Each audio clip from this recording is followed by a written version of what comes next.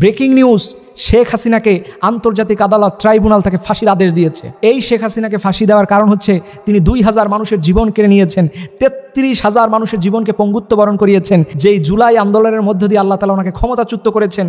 এই আল্লাহ পাকের খেলাটা কি দেখেন, এই আন্তর্জাতিক অপরাধ ট্রাইব্যুনাল গঠন করে শহীদ আল্লামা দেলোয়ার হোসেন সাঈদীর মতো মানুষকে তিনি ফাঁসি দিয়েছেন, আব্দুল কাদের মোল্লাকে ফাঁসি দিয়েছেন, মতিউর রহমান নিজামীকে ফাঁসি দিয়েছেন, সালাউদ্দিন কাদের চৌধুরীকে ফাঁসি দিয়েছেন।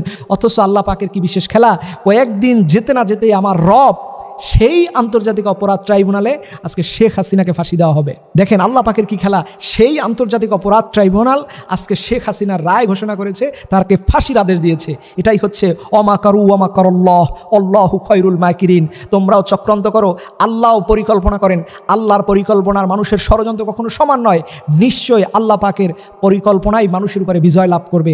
যেই আদালতের মাধ্যমে শহীদ আল্লামা সাঈদীর মতো মানুষকে ফাঁসি দেওয়া হয়েছে, সেই আদালতেই আজকে সেই বিচারে, সেই রুমেই, সেই কক্ষেই আল্লাহ পাক আজকে হাসিনার মতো মানুষকে ফাঁসির আদেশ দিয়েছেন। সুবহানাল্লাহি ওয়া বিহামদি। এর জন্য ভাইদেরকে বলি, জীবনে যতদিন বেঁচে থাকবেন কখনো মানুষের ক্ষতির কারণ হবেন না, মানুষের সম্পদ কেড়ে নেবেন না, মানুষের জীবন কেড়ে নেবেন না, ক্ষমতার পাওয়ারগিরি দেখাবেন না। কারণ আল্লাহ বলছে তাবারাকাল্লাযী বিয়াদিহিল মুলক, সকল ক্ষমতাই হচ্ছে আমার আল্লাহর। আল্লাহ বলছে কুলিল্লাহুম্মা মালিকাল মুলকি তুতিল মুলকা মান তাশা। আল্লাহ যাকে ইচ্ছা তাকে ক্ষমতা দিয়ে থাকেন, যাকে ইচ্ছা তিনি সম্মান দিয়ে থাকেন। কিন্তু দুনিয়ার মানুষ জোর করে সম্মান নিতে পারে না, জোর করে আল্লাহর কাছ থেকে কোনো কিছু চেয়ে নিতে পারে না। আল্লাহ যদি আপনাকে খুশি হয়ে না দেয়, তাহলে আপনি কোনো কিছু আল্লাহর কাছ থেকে চেয়ে নিতে পারবেন না। এর জন্য দুনিয়াতে যতদিন বেঁচে থাকবেন মানুষের অশান্তির কারণ হবেন না, মানুষের ক্ষতির কারণ হবেন না, মানুষের দুঃখের কারণ হবেন না। কারণ মানুষের বদদোয়াটা সরাসরি আল্লাহর আরশকে স্পর্শ করে। এবং মানুষের বদদোয়া, এই যে আয়নাঘর, এই যে জুলুমের কারিগর, আল্লাহ তাআলা এগুলো সব দেখেছেন। আল্লাহ বলছে আমি তোকে ভুলে যাই নাই, আমি তোকে ছেড়ে দেই নাই, আমি তোকে ভুলে যাই নাই, শুধু জাস্ট সময় দিয়েছি। সময় যখন শেষ, আজকে তোর ফাঁসির রায় হয়ে যাবে।